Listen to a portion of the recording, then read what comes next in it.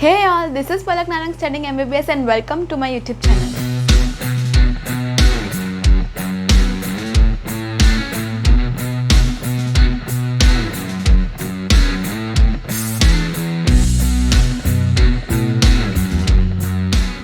We will start with our new topic biodiversity. Biodiversity दो parts में divided होती है, एक प्लांट बायोडाइवर्सिटी और एक एनिमल बायोडाइवर्सिटी। प्लांट बायोडाइवर्सिटी में क्या क्या आता है? Algae, bryophyte, pteridophyte, gymnosperm, angiosperm, ये सब क्या क्या है? प्लांट के अलग अलग, जब आप वो बायोलॉजिकल क्लासिफिकेशन, हाँ वो वाला चैप्टर पढ़ोगे तो उसमें आप देखोगे ये प्लांट के किंगडम, प्लांट के डिविजन्स है। नेक्स्ट एनिमल बायोडाइवर्सिटी में आते हैं तो that is divided into to, vertebrates and invertebrates. अब आप इस दुनिया में ऐसे इतने सारे ऑर्गेनिज्म हैं जिसको आप देख सकते हो, सब अलग अलग तरीके के ऑर्गेनिज्म हैं, कुछ सेम भी है, कुछ सिमिलर चीज़ शो करते हैं, कुछ अलग अलग करते हैं। ऐसे भी बहुत सारे ऑर्गेनिज्म हैं जिनका आप अपनी नेकेड आइज से नहीं देख सकते, you need a microscope for that. तो इसका मतलब there is a huge population of organism, मतलब बायोडाइवर्सिटी बहुत ज़्यादा है। अगर आप जैसे फॉरेस्ट में जाते हो तो फॉरेस्ट में वहाँ पे ऑर्गेनिज्म ज़्यादा होंगे तो वहाँ की बायोडाइवर्सिटी ज़्यादा होगी। रेदर देन अगर आप सिटी में आते हो तो वहाँ पे उतने ऑर्गेनिज्म नहीं होंगे, क्योंकि फॉरेस्ट में अलग अलग तरीके के एनिमल्स मिलते हैं। एनिमल्स के साथ साथ वो भी इंक्लूडेड जो कि नेकेड आइज से नहीं देख सकते, बहुत छोटे छोटे ऑर्गेनिज्म, तो वहाँ पर biodiversity is more than that of other places. अब बायोडाइवर्सिटी एग्जैक्टली होता क्या है? Biodiversity is occurrence of living organisms in different forms. अब अगर मैं बात करूँ नंबर्स की तो 1.7 to 1.8 million organisms are found और आइडेंटिफाइड, मतलब 1.7 to 1.8 million organisms are identified. उसमें से 1.2 मिलियन, यानी कि आसान भाषा में बोलो तो 12 lakh, these are animals and rest are plants. Animals में भी इंसेक्ट्स जो होते हैं those are more as compare to other animals. और अगर हम प्लांट्स की बात करें तो प्लांट्स में मेनली किनकी बायोडाइवर्सिटी ज़्यादा होती है? फ्लावरिंग प्लांट्स यानी एंजियोस्पर्म। एंजियोस्पर्म को हम बोलते हैं फ्लावरिंग प्लांट्स, मतलब ऐसे प्लांट्स जो फ्लावरिंग करेंगे। तो एनिमल्स में सबसे ज़्यादा होते हैं इंसेक्ट्स और प्लांट्स में सबसे ज़्यादा होते हैं एंजियोस्पर्म्स। ये सब हमारी नंबर्स की बात हो गई। इसके अलावा मैं बोलूँ तो 15,000 species are added to the list every year, मतलब हर साल 15,000 और स्पीशीज़ हम आइडेंटिफाई करते हैं। कितनी हम कर चुके हैं? 1.7 to 1.8 मिलियन। डिजिट्स याद रखना है, ठीक है? ऐसा नहीं है कि ये नहीं पूछेंगे, पूछ सकते हैं। 1.7 to 1.8 मिलियन होते हैं, मतलब आइडेंटिफाइड हो चुके ऑलरेडी, मतलब उन आइडेंटिफाई हो चुके, मतलब नामकरण हो चुका है उनका। उसमें से 1.2 million are animals and rest are plants. Animals में भी सबसे ज़्यादा किसकी है बायोडाइवर्सिटी? तो इट इज़ इंसेक्ट्स। प्लांट्स में सबसे ज़्यादा है एंजियोस्पर्म की, जो कि होता है फ्लावरिंग प्लांट्स। हर साल 15,000 species are being identified every year, मतलब कितना ज़्यादा स्पीशीज़ है, और भी अभी होते रहते हैं। ये तो हो चुके हैं इतने सारे, अब और भी और होते रहते हैं ना। सो अब अगला हम बढ़ते हैं नॉमेनक्लेचर पे।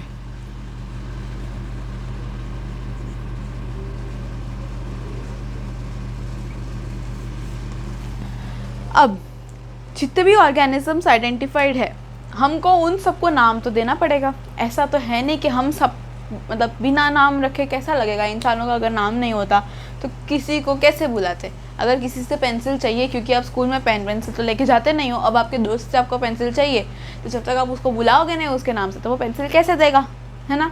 तो उसका नाम है तभी तो आप उसको उस नाम से बुला रहे हो ना, उसका किसी ने तो नामकरण किया है ना।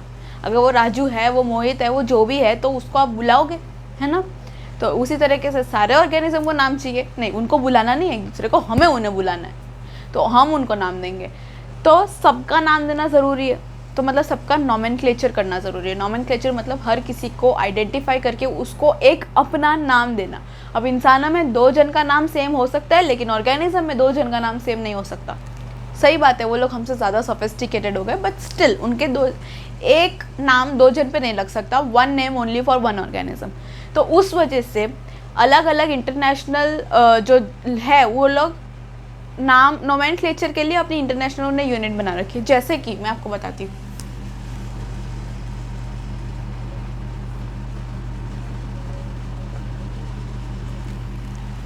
ICBN, international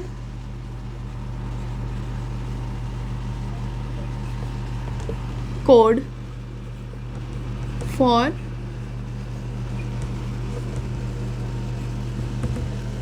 botanical nomenclature. ये लोग हैं स्पेशल ऐसे लोग हैं जो किसका नामकरण करेंगे, फॉर प्लांट्स,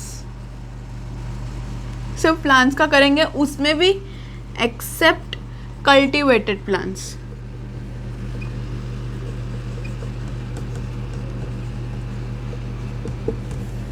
अगला ICZN, ये इम्पॉर्टेंट है, हाँ ये लिख लेना, मैं सिर्फ सजाने के लिए बोर्ड पे नहीं लिख रही हूँ, आप लोगों को भी लिखना है। नेक्स्ट है ICZN, international code for zoological nomenclature।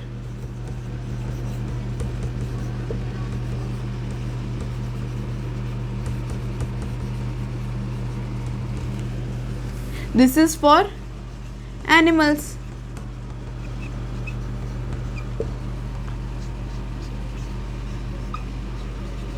वो ICBN था, ये ICNB है।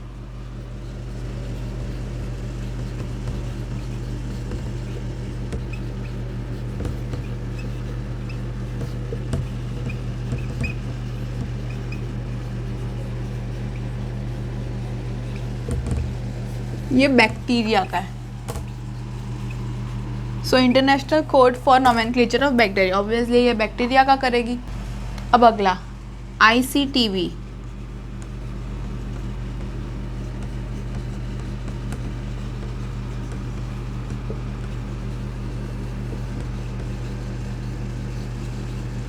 Taxonomy of virus.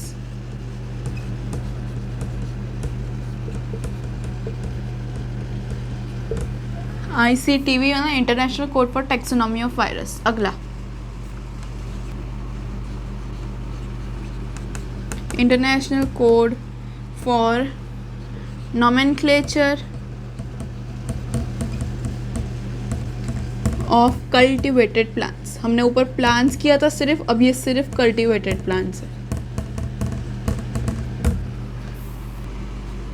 ICVCN, international code for virus classification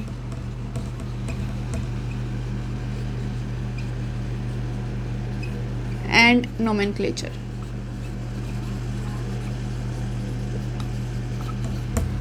बस फाइनली इतना ही है। कौन कौन से ICBN, international code for botanical nomenclature, ICZN, zoological nomenclature, ICNB, nomenclature of bacteria, ICTV, taxonomy of virus, ICNCB, cultivated plants, ICVCN, virus classification and nomenclature। ये सब international units है जो कि नामकरण का काम करता है, मतलब साधारण भाषा नामकरण, लेकिन नोमेनक्लेचर का काम करता है ये अपने अपने रिस्पेक्टिव फील्ड्स में। और इन लोगों का मेन काम क्या होता है, दे इंश्योर के एक जो नाम है वो सिर्फ एक ही ऑर्गेनिज्म पे चाहे, एक नाम ज़्यादा ऑर्गेनिज्म यूज़ ना करे। This is their main aim. अब क्लासिफिकेशन क्या होता है? Classification is something that we divide plants and animals on the basis of similar as well as dissimilar characters. तो उस observable similar and dissimilar character के हिसाब से we put them into various group, that is classification. ठीक है, तो mode of classification क्या, मतलब बेसिक एलिमेंट्स है वो कौन कौन से हो गए? सबसे पहले characterization, then identification, then nomenclature and classification. मतलब CINC।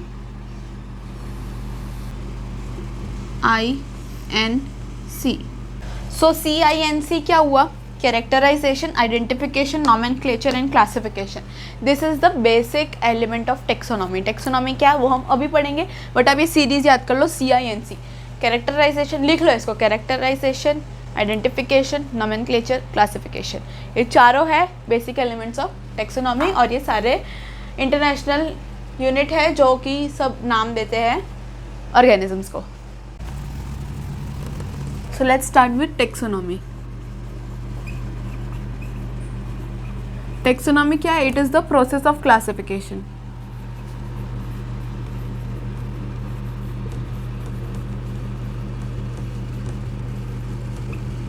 उसको हम टेक्सोनॉमी बोलते हैं कि हम लोग क्लासीफाई कर रहे हैं सबको। अब इससे पहले हम इसके आगे बढ़े, हम थोड़ी सी हिस्ट्री पढ़ेंगे, क्योंकि आप हिस्ट्री 10th में छोड़ के आए हो, इसलिए साइंस लिया है कि हिस्ट्री नहीं पढ़ना। तो ऐसा नहीं है, हिस्ट्री आपका पीछे नहीं छोड़ेगी, हम पढ़ रहे हैं हिस्ट्री। तो पहला, founder of taxonomy.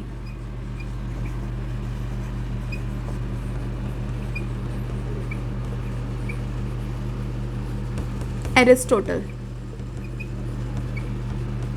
Aristotle is the founder of taxonomy. क्या आप बात का वेट करोगे कि घर जाके लर्न करेंगे या थोड़ी देर बाद लर्न करेंगे? नहीं, अभी लर्न करो। Founder of taxonomy is Aristotle. लेकिन टेक्सोनॉमी का पापा कौन है? लीनियस। ये बहुत जगह परेशान करेंगे भाई साहब। ये टेक्सोनॉमी के फादर तो है ही है, लेकिन he is also the father of biological classification.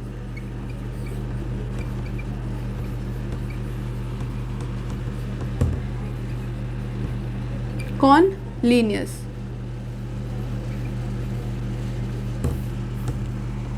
Next, father of Indian taxonomy.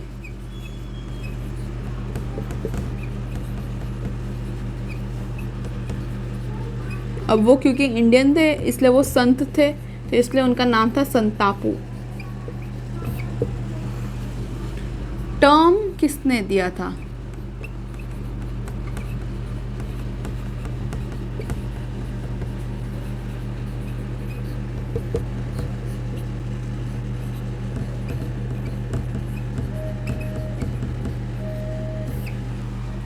AP de Condell.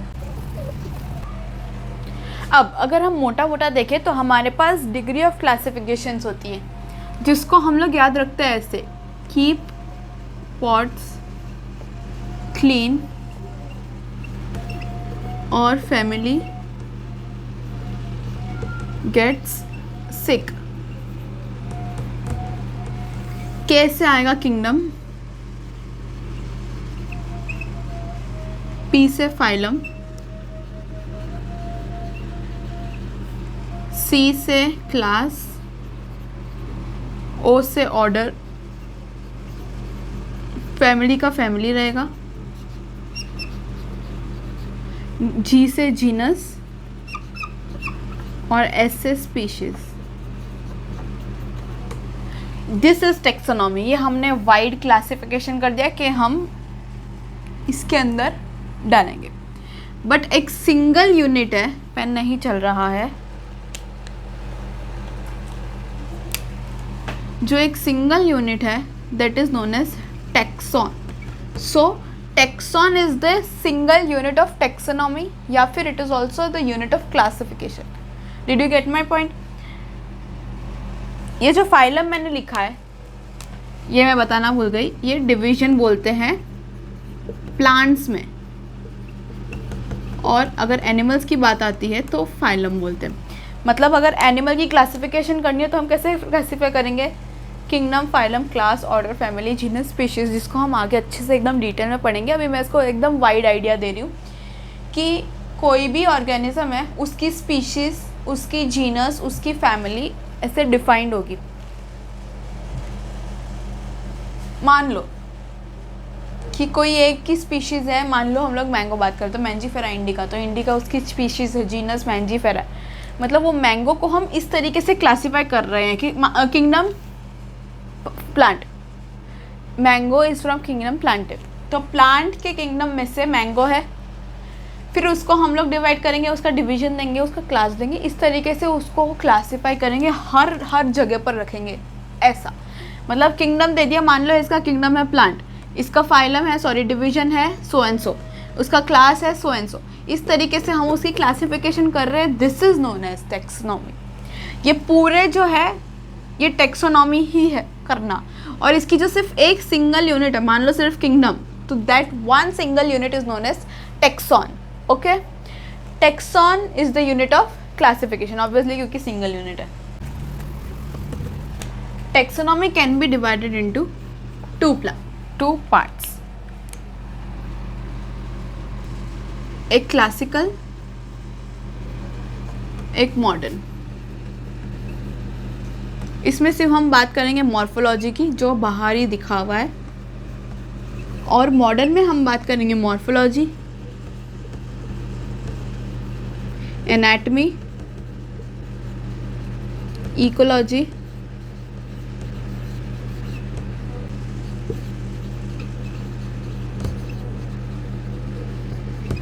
Developmental biology. ठीक है, इसमें सारी चीज़ें आ जाएगी एक्सेप्ट मतलब मॉर्फोलॉजी भी आएगी. इसमें सब चीज़ें कंसीडर होगी, लेकिन क्लासिकल में सिर्फ मॉर्फोलॉजी कंसीडर होगी. इस तरीके से हम टेक्सोनॉमी को क्लासिकल और मॉडर्न टेक्सोनॉमी में डिवाइड करते हैं. एक और बेसिस होता है डिवीजन का, जो कि अलग है इससे, हाँ मिक्स मत कर देना. Numerical, chemical, cytological and molecular. मतलब हम किस बेसिस पे बात कर रहे हैं, हम मॉलिक्यूलर लेवल पे बात कर रहे हैं, हम केमिकल लेवल पे बात कर रहे हैं, उस हिसाब से टेक्सोनॉमी डिवाइडेड है. बट मेजरली तो ये क्लासिकल मॉडर्न इंपॉर्टेंट है, उसका तो सिर्फ नाम ही याद कर लो, ठीक है. एक और बेसिस में क्लासिफिकेशन है,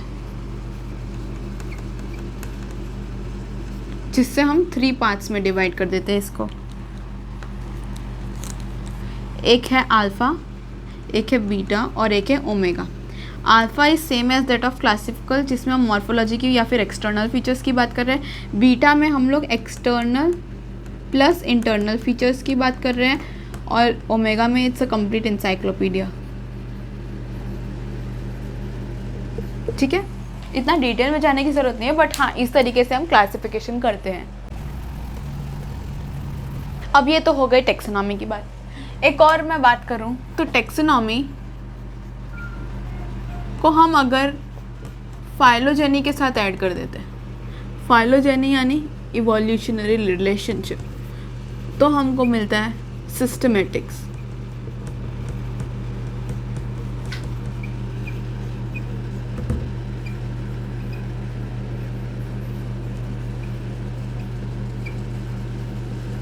So, systematics is the study of diversity of living organisms, जिसमें evolutionary relationship is also included along with taxonomy. अब इसका term is given by Linnaeus. इसका concept is explained by Linnaeus again.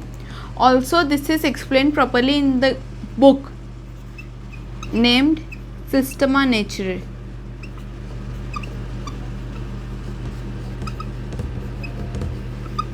ये book के अंदर properly systematics के बारे में दिया हुआ है.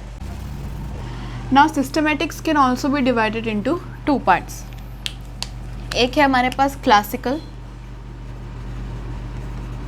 या फिर ओल्ड या फिर डिस्क्रिप्टिव. दूसरा है हमारे पास modern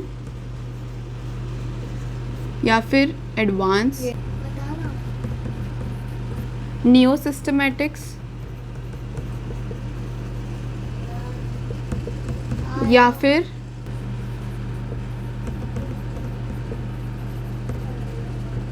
बायोसिस्टमेटिक्स. Classical and old is on the basis of morphology, OTB यानी ऑन द बेसिस, मॉर्फोलॉजी के बेसिस पे दिया and it is given by Linnaeus. ये on the other hand is advanced, जिसमें बाकी सारे चीज़ें भी ऑन पॉइंट ली जाती है.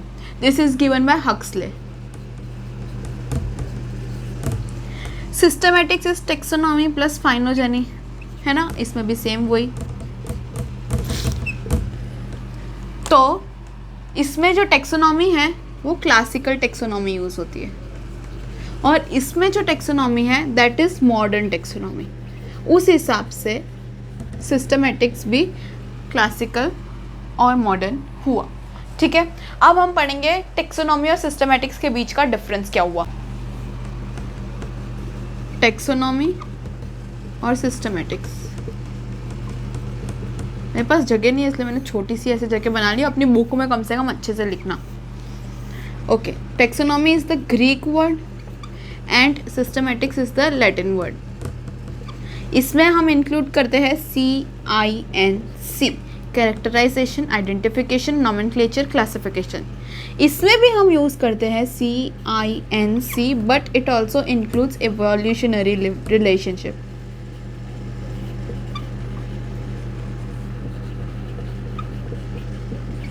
बस इतना डिफरेंस है टेक्सोनॉमी और सिस्टमेटिक्स के बीच में। ये कंप्लीट होता है टेक्सोनॉमी। अब हम आगे बढ़ते हैं विद बायनॉमियल नोमेनक्लेचर, मतलब नाम कैसे, मतलब नाम के बारे में हम लोग डिटेल में पढ़ते हैं। Now let's move to binomial nomenclature.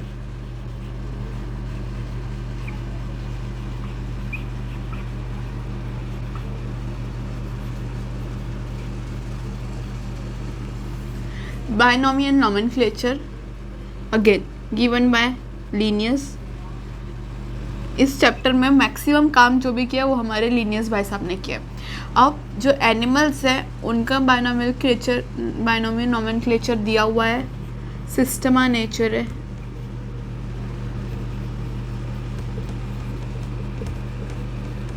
और जो हमारे प्लांट्स भाई साहब है उनका दिया हुआ है स्पीशीज प्लांटोरम में।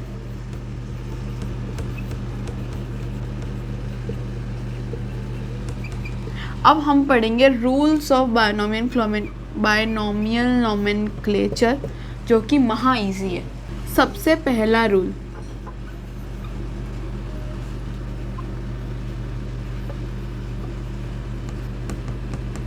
साइंटिफिक नेम या फिर बायोलॉजिकल नेम दोनों same.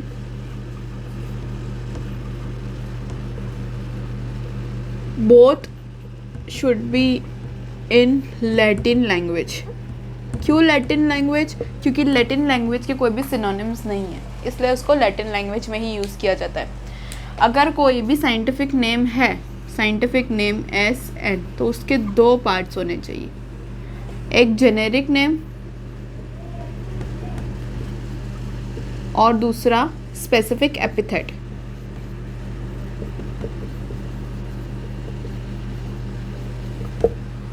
As for example,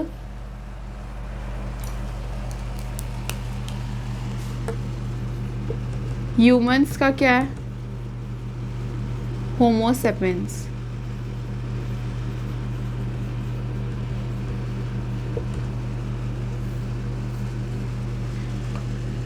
potato का क्या है? Solanum tuberosum.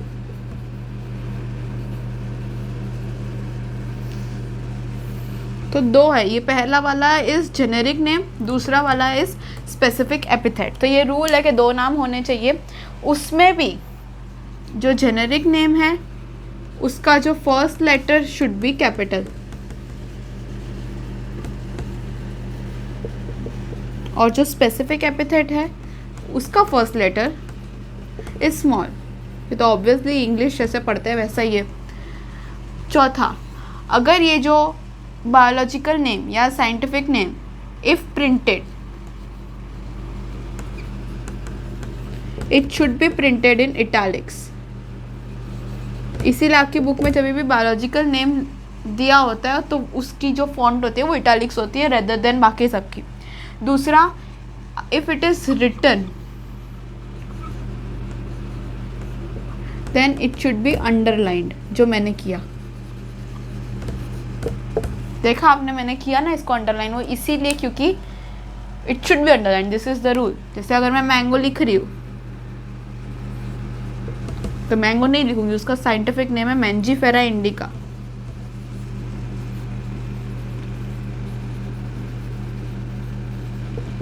तो ये ऐसे अंडरलाइन जाएगा, लेकिन if it is printed then it has to be printed in italics.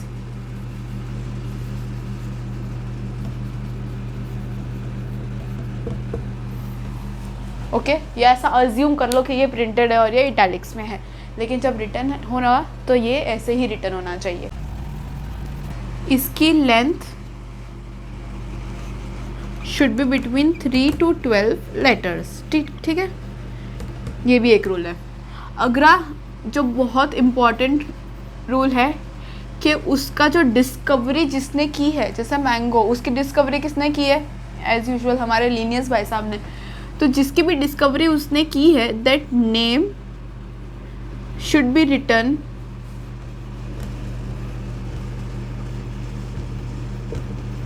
After scientific name as any scientific name in abbreviated form, या फिर रोमन भी लिख सकते हैं, रोमन फॉर्म में। फॉर एन एग्जाम्पल मैंगो, तो उसका मैंजीफेरा इंडिका, ये है उसका साइंटिफिक नेम, मैंजीफेरा इंडिका। लेकिन इसमें लिखा है कि इसमें लिन लिखना है, उसका शॉर्ट फॉर्म, जो भी डिस्कवरी की है जिसने, उसका नाम है लीनियस, तो उसका एब्रीवेटेड फॉर्म लिखना है लिन, या फिर रोमन लिखे तो सिर्फ L. So this is binomial epithet. क्या है ये? Binomial epithet. यही अगर मैं मैंजीफेरा इंडिका बोलूं तो वो बाइनोमियल एपिथेट नहीं है, वो biological name slash scientific name है। जब हम उसके आगे डिस्कवरर का नाम डाल देते तो दैट इज़ बाइनोमियल एपिथेट। तो दोनों में डिफरेंस है, ओके। और ये जो रूल है that is important as compare to बाकी सब भी इम्पॉर्टेंट है, पूछते कुछ भी है। तो ये सब फ्री के मार्क्स है, इसमें क्या ही पढ़ने का है? मेरे को ये बताओ, आज के बाद कभी ज़िंदगी में भूलोगे नहीं। इतना ईजी पूछते हैं, फिर बोलते हो कि नीट नहीं निकलती। तो बस इसको एक बार लिख लो और पढ़ लो। Next is principle of priority.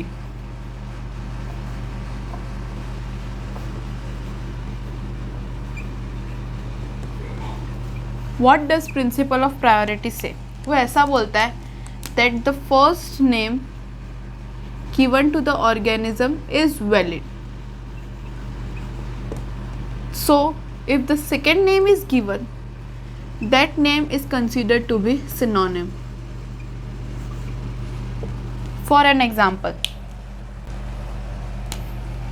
Fungi का पहले नाम दिया है एल्ब्यूगो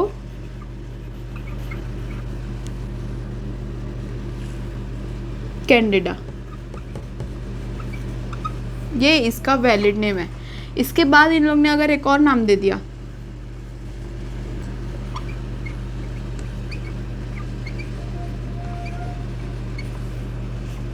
साइटोपस कैंडिडस, तो ये हो जाएगा इसका सिनोनिम। अगला है ट्राइनोमियल एपिथेट।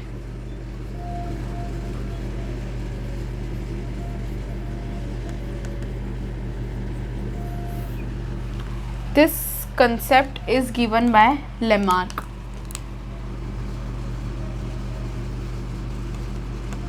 इसमें उसने क्या बोला कि चलो पहला जो है वो जेनेरिक नेम है, दूसरा है वो स्पेसिफिक एपिथेट है, जो तीसरा नाम हम रखेंगे उसको हम एनिमल्स में बोलेंगे सबस्पीशीज और प्लांट्स में बोलेंगे वैरायटी। मतलब ये मैं कहना क्या चाह रही हूँ कि गोरिल्ला है तो उसका जो साइंटिफिक नेम है, उसका हंसना मत, लेकिन मैं बता रही हूँ उसका साइंटिफिक नेम है गोरिल्ला। गोरिल्ला गोरिल्ला, उसका एक नाम भी गोरिल्ला है, उसका साइंटिफिक नेम भी गोरिल्ला है, जिसमें तीनों बार गोरिल्ला आ रहा है। ठीक है, हंसना है तो हंस लो। ब्रेसिकेसी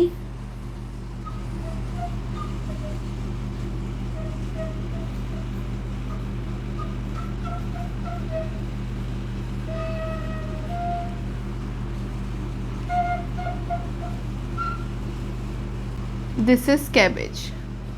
अब इसमें हंसी नहीं आएगी, इसमें तो रोना आएगा।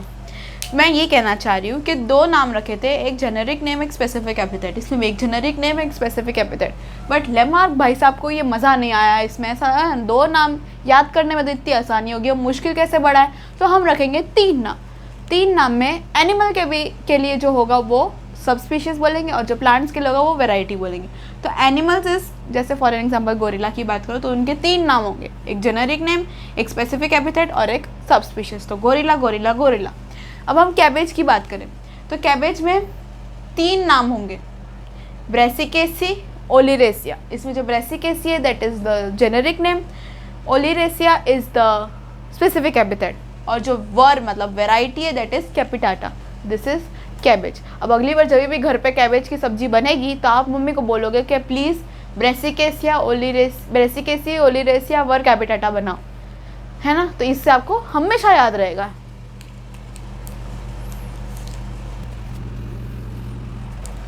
अब कुछ ऐसे केसेस होते हैं जब जेनेरिक नेम और स्पेसिफिक एपिथेट दोनों सेम होते हैं। फॉर एन एग्जाम्पल, रेट, उसका क्या है, rates rates.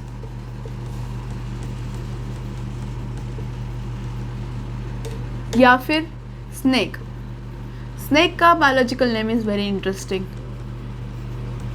It's Naja naja. वो गाना है ना, नाजा naja naja naja naja. I am very bad with singing but still, Rattus rattus rat, तो ये दोनों नाम सेम है, यानी जेनेरिक नेम और स्पेसिफिक एपिथेट सेम है। स्नेक में भी नाचा नाचा सेम, तो इसको हम लोग बोलते हैं टॉटोनिम्स।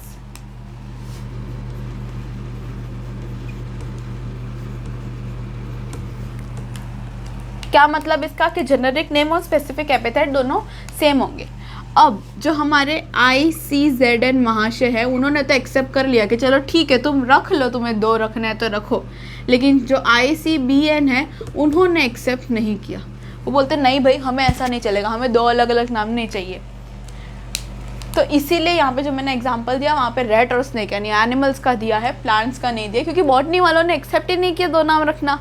उन लोग से तो रहा ही नहीं गया कि आसानी कैसे दें हम बच्चों को, नाम याद करवाना ही पड़ेगा। तो वो लोग एक्सेप्ट नहीं करेंगे कि हम लोग तो भाई सेम नाम नहीं रख सकते, हमें तो मुश्किल करनी है चीज़ें। अब एक और केस है जब सब स्पीशीज़ और स्पीशीज़ या फिर स्पेसिफिक एपिथेट और सब स्पीशीज़ दोनों सेम हो जाए तो उसको हम लोग बोलते हैं एंटोनिम्स। इसका एग्जाम्पल है कॉर्वस, स्प्लेंडर, स्प्लेंडर।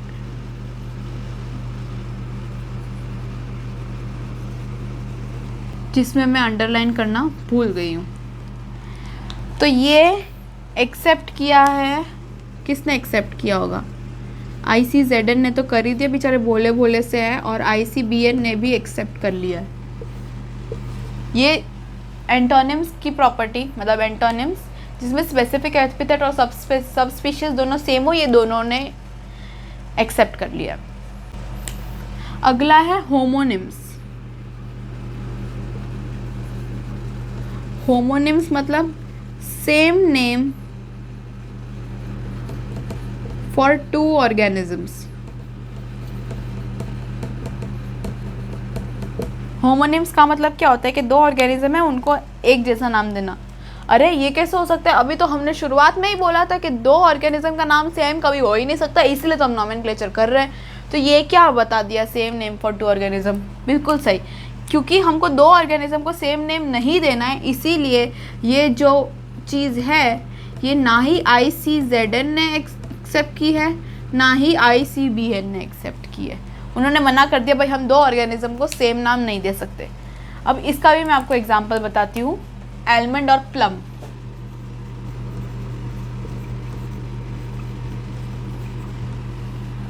इन दोनों का नाम पहले सेम था और वो क्या था?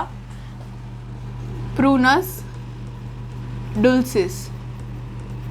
पहले इन दोनों का नाम सेम था, बट लेकिन इन लोग से रहा नहीं गया, तो इन लोग ने बाद में क्या किया, आलमंड को तो प्रूनस डुल्सिस रहने दिया, लेकिन प्लम को क्या कर दिया, प्रूनस डोमेस्टिका। ऐसे उन लोग ने चेंज कर दिया। तो इससे क्या हुआ, दो ऑर्गेनिज्म या दो, क्योंकि इसमें प्लांट्स है, उनका नाम सेम नहीं रहा। फ्रूट्स, ड्राई फ्रूट्स जो भी है, हाँ, तो दो नाम हमें सेम, दो ऑर्गेनिज्म का सेम नाम नहीं होना चाहिए। This is the only thing. तो हमने क्या क्या पढ़ा यहाँ से, प्रिंसिपल ऑफ प्रायोरिटी, जो ऑर्गेनिज्म का नाम सबसे पहला पढ़ा वो वैलिड है, दूसरा वाला वो सिनोनिम कहा जाएगा। ट्राइनोमियल एपिथेट, हम तीसरा नाम भी रखेंगे, या तो सब स्पीशीज या तो वेराइटी, उसको ट्राइनोमियल एपिथेट बोलते हैं। This is given by Lamarck. जब जेनेरिक नेम और स्पेसिफिक एपिथेट इक्वल हो जाते हैं, that is what you call as tautonyms. ये किसने एक्सेप्ट किया, सिर्फ ICZN ने। जब स्पेसिफिक एपिथेट और सब स्पीशीज सेम हो जाते हैं, दैट इज ऑटोनिम्स। ये दोनों ने एक्सेप्ट कर लिया। और कौन सा दोनों ने डिक्लाइन किया, होमोनिम्स, यानी कि दो ऑर्गेनिज्म का सेम नाम जो कि नहीं रख सकते, दो जिनका नाम पलक नहीं हो सकता। पर क्या करें, है कुछ नहीं कर सकते, हम इंसानों के मामलों में कुछ नहीं कर सकते, बट हाँ साइंटिफिक नेम में दो ऑर्गेनिज्म का सेम नाम नहीं हो सकता। With this I will and up this lecture. अगले लेक्चर में हम पढ़ेंगे जो भी हम लोग ने पहले टैक्सोनॉमी में जो किंगडम, फाइलम ये सब पढ़ा था, इसकी हम डिटेल पढ़ेंगे नेक्स्ट लेक्चर में। With this I will wrap up the lecture. Thank you for watching.